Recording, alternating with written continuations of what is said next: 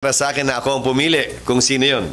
Sila ang dapat pumili kung sino yun at kung ilan ang kinakailangan para payagan sila ng Philippine National Police. The most that I can do as Senate President is to simply facilitate and endorse the same to the Philippine National Police.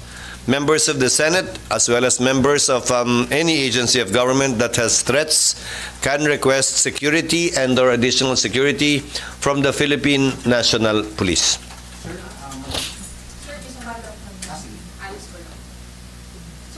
Yes, ma'am.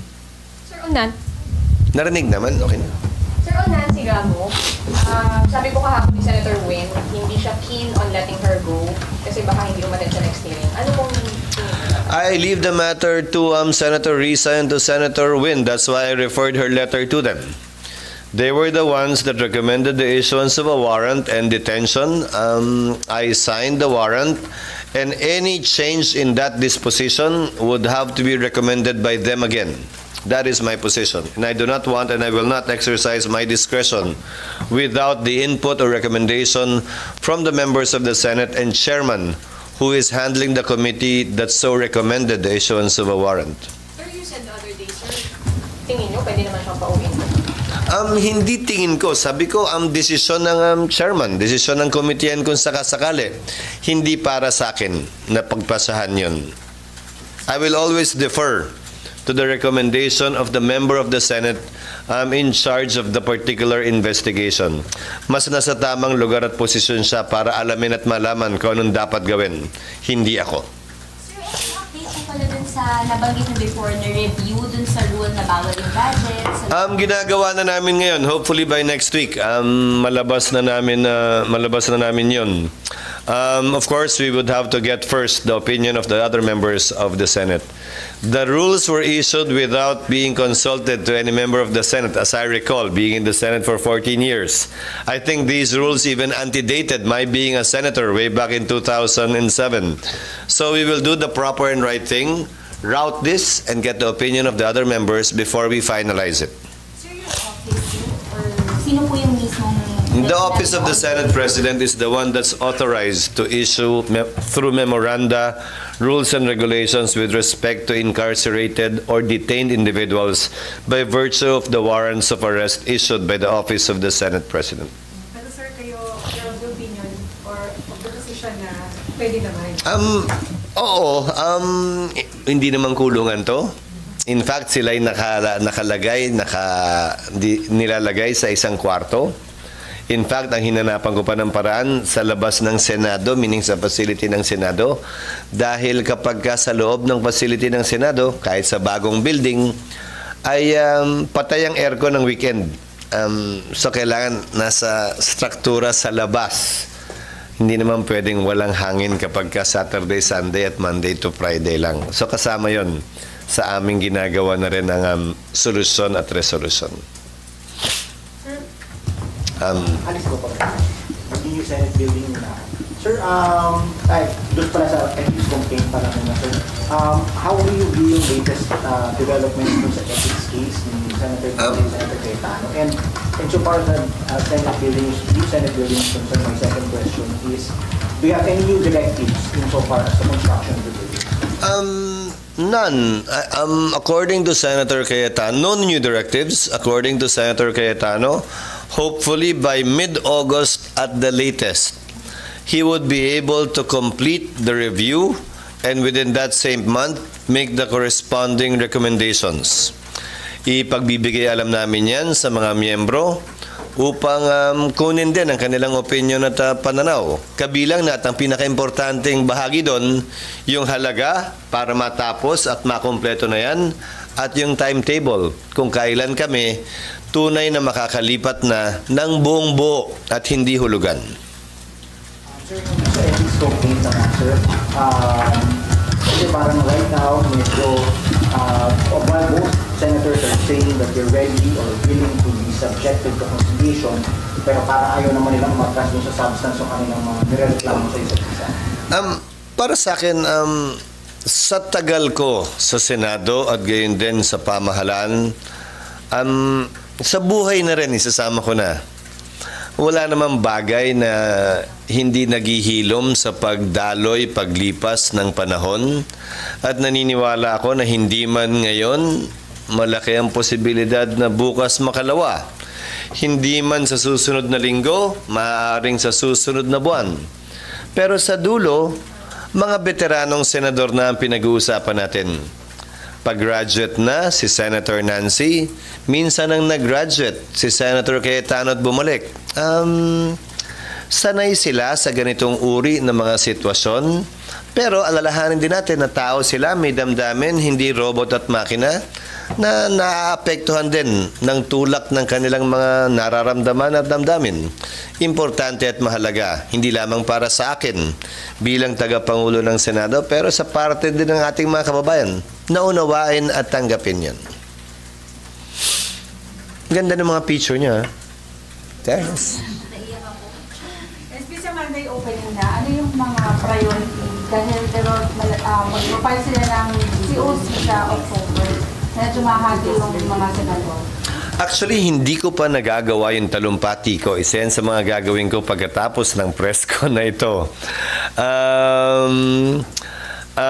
Isa yan sa mga bagay na ilalahad ko, pero para sa kaalaman ninyo, halimbawa, meron na lamang kaming 70 araw ng sesyon hanggang matapos itong third regular session ng Kongresong ito.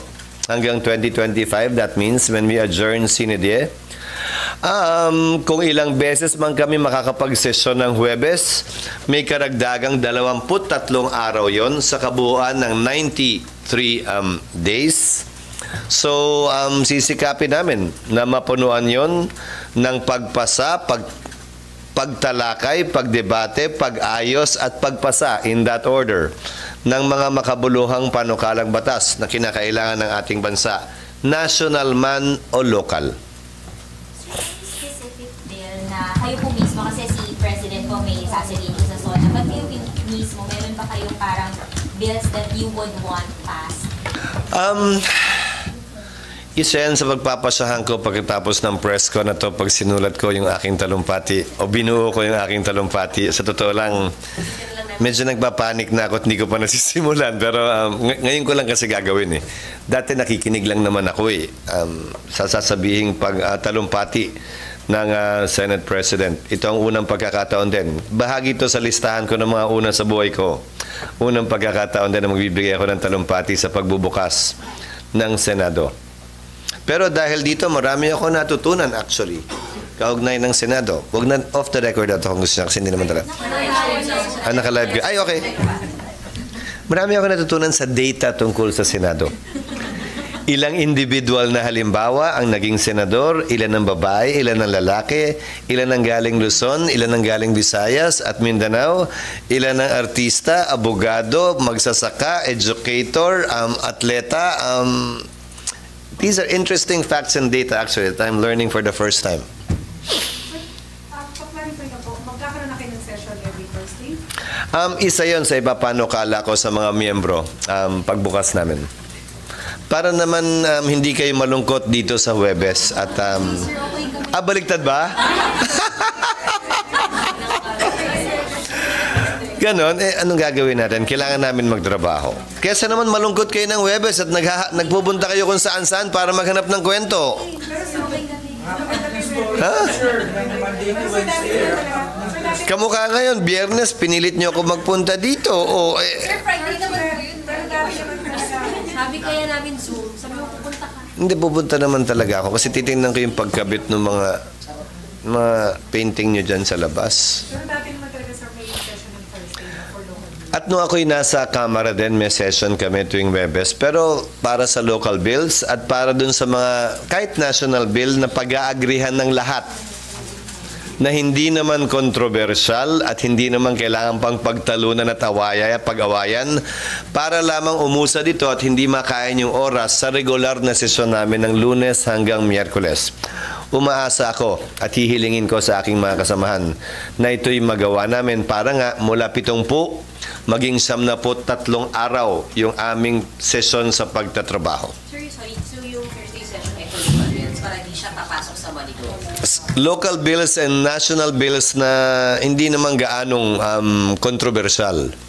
SP, depende pa sa lalaman ng speech ng Pangulo. Well, ayokong pangunahan pa rin, pero nauna na yung LEDAC bago ang SONA ng Pangulo. So siguro madali nyo nang hulaan kung anong ilalaman ng talumpati ng Pangulo kaugnay ng mga panukalang batas na gusto niyang mapasa at matalakay nitong darating na third Congress. May dagdag man yun, konti na lang siguro. Dahil inanunsyo naman na sa LEDAC yung kanyang first-tier priority bills at yung kanyang second-tier priority bills na nanggaling pa sa mga naunang LEDAC. Sir, marami po dun sa mga bills passed na sa House pero pending pa sa Senate. Are you confident, sir, na within, sabi nyo nga po, 70 days, maihahabol pa yung other bills? Considering also, sir, na yung elections, then mga re-election is baka maging busy na sa campaign. Well, nagbabago din kasi. May ilang mga panukalang batas na priority at in-identify na priority noon, subalit dun sa pinakahuling LEDAC ay tila hindi na o hindi na muna. Kabilang na yung, if I'm not mistaken, don't hold me on this, yung PIFITA, identified siya as a priority measure. It's a tax measure, but which Secretary Recto identified as perhaps more tax eroding than enhancing. So, ang napag-usapan nung LEDAC ay medyo i-back burner siya. Yung ROTC, bahagya ding napag-usapan. At nais dun sa LEDAC na ito'y tingnan muli dahil kulang pa yung impormasyon kaugnay niyan. Matagal nang pinag-uusapan, halimbawa, yung amendments kaugnay sa IPIRA. Pero wala pa namang tunay na laman kaugnay ng partikular na mga probisyong aamyendahan sa IPIRA. Ganon din yung Mining Act, may inaprubahang version ng Kamara, pero ito'y nanggaling at nagmula sa isang mambabatas. Hindi naman talaga galing sa palasyo, sa departamento o sa Malacanang yung nilalaman nun. So may mga panukalang batas din naman na hinihintay pa natin yung laman. Kung kaya't hindi lamang yung simpleng pagpasa ng Kamara ang dapat na maging batayan o hindi pagpasa ng Senado. Kung mapapansin ninyo, meron ngang mga bill pa na nabivito. Ibig sabihin, pinasa na nga sa Kamara, pinasa na nga sa Senado, pero hindi sang-ayon ng Pangulo. Sa parte ko, mas nanaisin ko na liwanagin at klaruhin ang mga bagay-bagay na ito kaugnay sa kagustuhan ba talaga o di kagustuhan ng palasyo upang sa gayon ay hindi masayang ang aming oras sa pagpasa ng mga panukalang batas na ibivito din lang naman pala. Hindi ito ang unang pagkakataon. Yung latest lamang ay yung sa PNP Reform Bill. Sir, sorry, isang tanong lang. Apo. Attend po kayo sa GMA Gala tomorrow, sir. Sorry. Hanip naman sa... Parang off naman yun. Ayaw mo nga pagkatapos na natin dito. Go. Of course, please. Of course, please. You're attending. May choice ba ako? Baka iba pa isama ng asawa ko doon. Mas maganda na ako, hindi ba?